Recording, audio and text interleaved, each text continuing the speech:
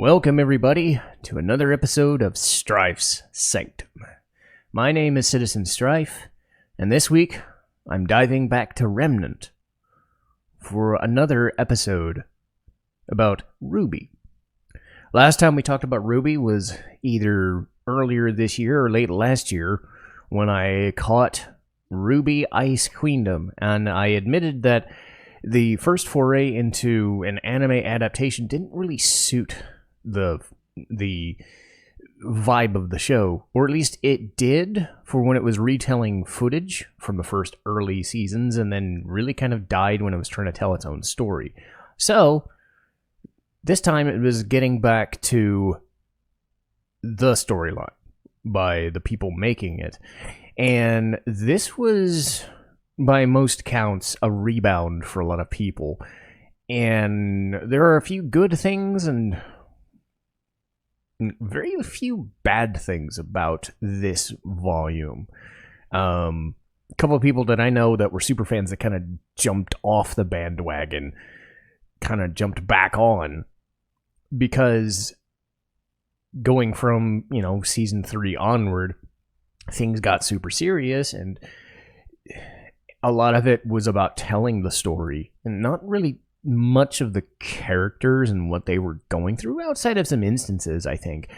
But again, you're dealing with the Salem situation, and you're trying to build, a vast world of Remnant, and going to these schools and doing all this crazy stuff to further the machinations of Salem, and also, in Volume 6, try to say what she was. And then 7 and 8, which I thought were the best ones, were, the Atlas arc. But at the end of Volume 8, they fall off the bridges that they were creating to get to Vacuo, and Neo fell alongside them because Cinder's a dick and said, no, you're useless. So that was fun. So the main 4 protagonists, Jaune and Neo, fell off and ended up in this place, and the footage at the end of Volume 8 was RWBY's weapon just floating on a beach somewhere. So there was a lot of weirdness going on about what this volume would be, and then it really hit home in the first episode what it was trying to do, and I think it succeeded in a way that RWBY hadn't done for a while. It was focusing on the main 4 characters, and specifically RWBY again, because this is about her. One of the main issues I've had with RWBY since, the first couple of seasons is that the characters have rounded out so much that, after, say, Volume 4, Volume 5, once they got separated and then returned back to normal, they kind of, became everything. They weren't specific characters anymore. You got a lot of stuff with Weiss and Atlas, obviously, but other than that, everybody was just kind of like, yeah, we're heroes, we're huntsmen and huntresses, and everybody has their own side stories that you need, but they weren't like, she's the happy-go-lucky one, she's the yang, let's fight, that sort of thing. The archetypes of who they were. Obviously, they've rounded themselves out, but they haven't really explored who they are for the longest time. This was a chance to do that, but to do it in a sort of Alice in Wonderland environment called the Ever After. So they get to go through different experiences and crazy stuff, and a lot of it is, Alice in Wonderland weird shit. But you get to see them interacting with this world, but also getting to interact with Neo on occasion, because Neo has her own motives and she's still after RWBY, so that adds another layer to it. A lot of it has to do with RWBY's uncertainty about everything that she's doing, because she's seen Atlas fall, she's seen the other 2 cities fall. She's just knowing that, what can she do? Is she going to fall to nothing? Is she just going to give up? And then you have the other characters trying to, stop her from feeling bad, but then she just lashes out at them. Then you have Jaune, who got there before them, because time doesn't really mean anything in that world. So the idea is that he showed up early, became this like protector of this little village of things that could or could not protect themselves, and he just kind of went stir crazy and became something known as the Rusted Knight. It reminded me of like Raiden from Metal Gear Solid. He turned from like a kind of a not wussy but very like meandering and not just you know, how would I describe it? Not weak-willed, but also kind of squirrely. That's the best word I would put. Squirrely sounding dude, because that's what Jaune's whole entire thing is. And even in the later volumes, there's only so much Jaune can do. He's better, but they weren't like flipping the badass switch. This was the time they flipped the badass switch because they had the opportunity to do so. And at least for this volume, he, you know, and the voice actor just said, yeah, we're going full bore into this and we're going to try it. And it's not even that he went badass. It's that he looks different. He feels different. He went older. He's just like sort of nuts somewhat, but he goes stir crazy about being a protector because that's what he knows. That's what he's trying to find his way. And again, a lot of it has to be finding their own way in things. Weiss kind of fits into the background of this. There's not a lot that she adds. Blake and Yang, they've been kind of steering a little bit for a while, and something that they were building towards for the last 3 or 4 seasons has finally come to fruition in that they finally fell for each other. I mean, it was kind of obvious, but they built it and built it and built it, and they finally said, yeah, this is going to be the time that we're going to go for it. And it felt like it was right. It felt like you didn't want to leave that kind of dangling plot thread just sitting there, and they just said, yeah, we're just going to go with it. And it works. And again, a lot of this works fine because it was something they were building to. They make a big enough deal about it, and actually it leads into Ruby's character arc, because she lashes out at them for finding their own solace when she has none of herself, because she is thinking like she let everybody down, and now a lot of people are either dead or stuck.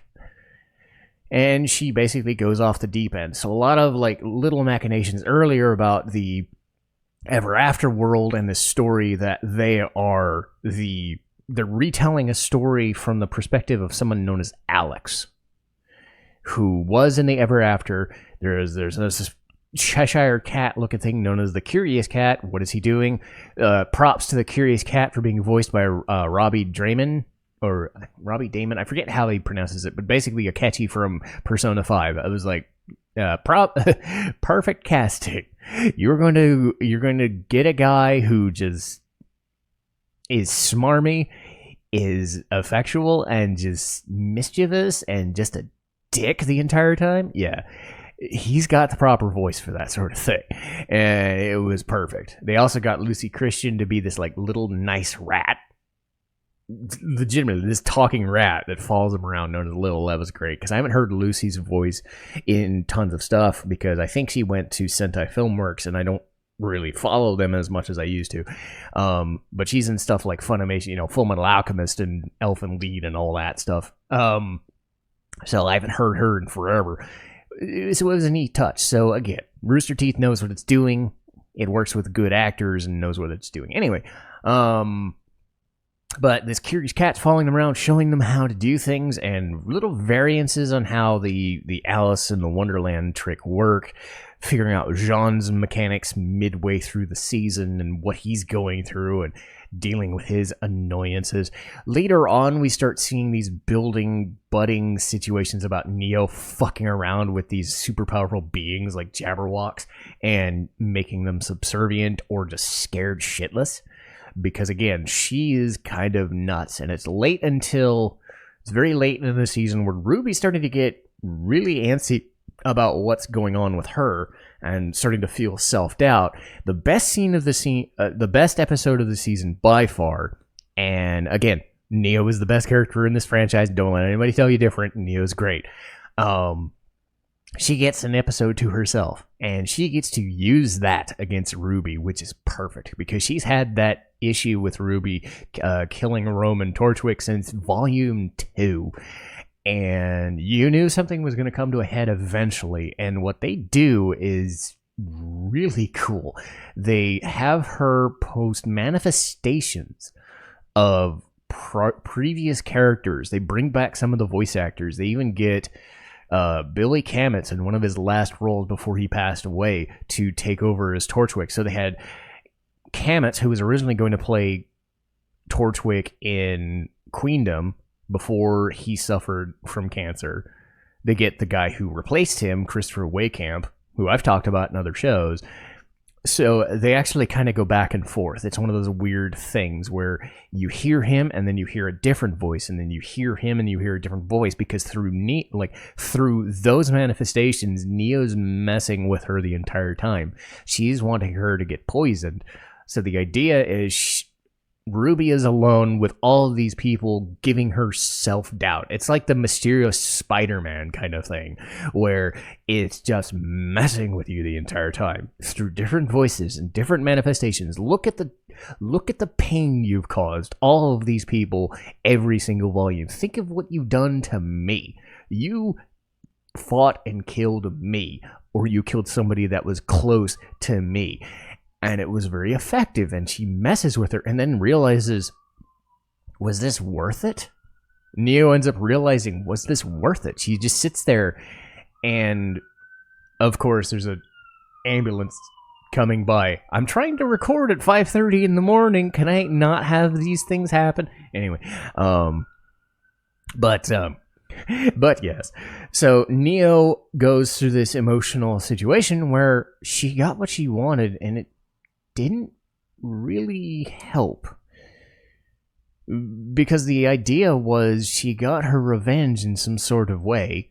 RWBY was taken out, but did that solve her problem? Did what Neo got really feel worth it? And it just felt like she had nothing left to do now that her main anger and resentment and guilt and annoyance is gone. What now? And the cat comes in and says, I got you. I'll just use you. Because his entire thing for the whatever was trying to get out of this fucking hellhole wasteland of an Alice in Wonderland thing. So he tries to use Neo to beat up the party and run out into the real world. Another mechanic at play was using your self-doubt and trying to turn into a better person. So people who don't want to leave just yet kind of put themselves in stasis and then try to rebuild as a better person. So another character shows up, sort of like a blacksmith / fortune teller kind of lady entity, and says to RWBY, it's what you want to do, and you want what you're looking for. And then she picks up her own weapon and says, okay, I have what I have. There's only so much I can do. And the message is, having guilt and having problems and having all this is fine, but there's only so much that you can do. You still have to shoulder the burden and better yourself, with the time that you have left.